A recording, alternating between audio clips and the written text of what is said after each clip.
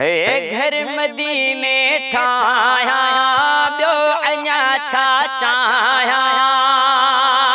घर मदीने ठाया ॿियो अञा छा चाहिया। आसहिन में आया वाग खे रब वारींदो। हे वाग खे रब वारींदो। घर मदीने ठाया ॿियो अञा छा चाहिया। घर मदीने ठाया ॿियो अञा छा चाहिया।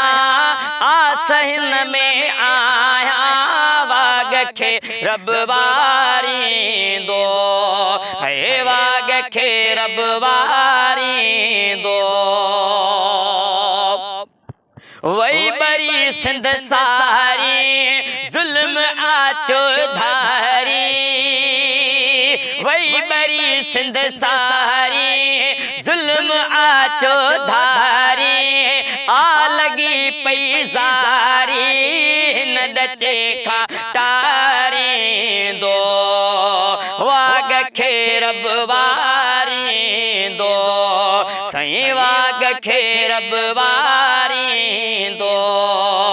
घर मदीने ठाया ॿियो अञा छा चाहिया। घर मदीने ठाया ॿियो अञा छा चाहिया। आसहिन में आया वाग खे रब वारींदो। हे वाग खे रब वारींदो। सही चैन हरगिज़ कोने के जो तफ़ुज़ कोने। चैन हरगिज़ कोने के जो तफ़ुज़ कोने। को मुहाफ़िज़ कोने वक्त आरत वारींदो। वाग खे रब वारींदो। घर मदीने ठाया ॿियो अञा छा चाहिया। आका घर मदीने ठाया ॿियो अञा छा चाहिया। आसहिन में आया वाग खे रब वारींदो। सही वाग खे रब वारींदो। आ मदीनो मदीनो रहमतुल जो खज़ीनो। आ मदीनो मदीनो रहमतुल जो खज़ीनो।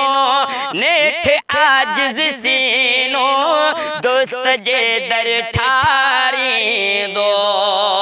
वाग खे रब वारींदो। आका घर मदीने ठाया ॿियो अञा छा चाहिया। सही घर मदीने ठाया ॿियो अञा छा चाहिया।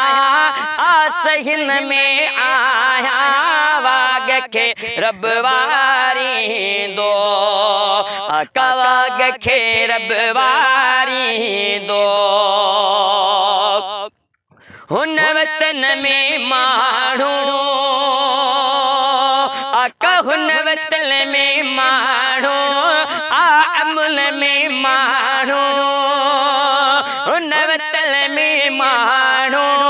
आ अमुल में माण्हू रहमतुल में माण्हू। सूर छो ही सारींदो।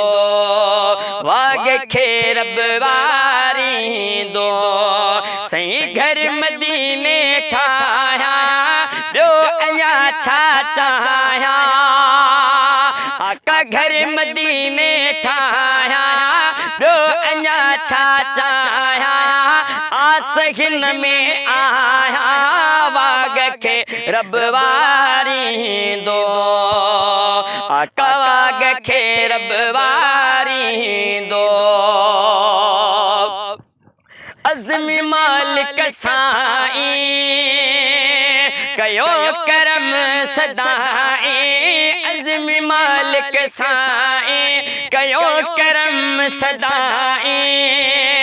छा न ॾिनाई हिब तोहफ़ो ॾियारींदो सही हिब तोहफ़ो ॾियारींदो वाग जल्दी वारींदो सही घर मदीने ठाहिया ॿियो अञा छा चाहियां आका घर मदीने ठाहिया ॿियो अञा छा चाहियां आस हिन में आया वाग खे रब वारींदो सही वाग खे रब वारींदो।